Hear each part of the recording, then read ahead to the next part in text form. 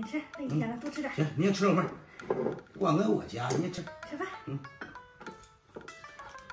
春天，你还有心思给人吃饭呢？我平时对你咋样啊？这家满大街讲究我。不是老花，你想咋的你？一进屋你炮马张飞的，你呜闹的，你跟谁俩的呢？哥，你先别吵吵。不是老花，到底咋回事啊？是不是有啥误会啊？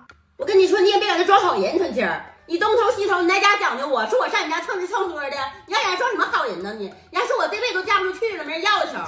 哎呀妈，不是老花，就这事儿啊，那整误会了这玩意儿。可不是咋的？你说我啥时候说那话的？是啊，你告诉你是咋回事啊？你这二狗他妈搁这讲究你，叫我同姐旁边听着不乐意了，你知道吧？他差点没跟人干起来，得亏我拉着了。得亏我哥在这呢。就是呗。妈呀，听俩这么一说，那别就误会了。那大红啊，听三不听四的，养当该可当该讲人呢。那不就他说学错了？那这么的吧，那你就误会了拉倒吧。那你咋整？跟你说的，哎呀妈呀，你说这做这溜肉段，我是最愿意吃的了。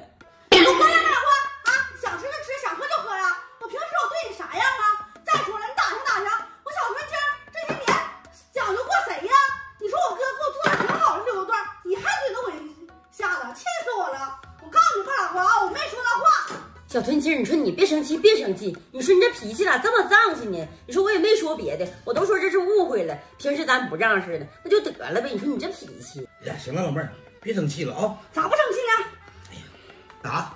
不是老花，那啥，走吧都回去吧。行，气胀了。那就是你别生气了啊。那我走了。挺好个肉段。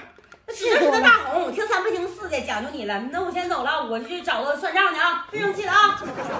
行了，别生气了，老妹儿。二花都走了，跟那一样啊！哎呀，来吃肉段。这事整的挺好，一个饭没吃着。哎呦我的妈！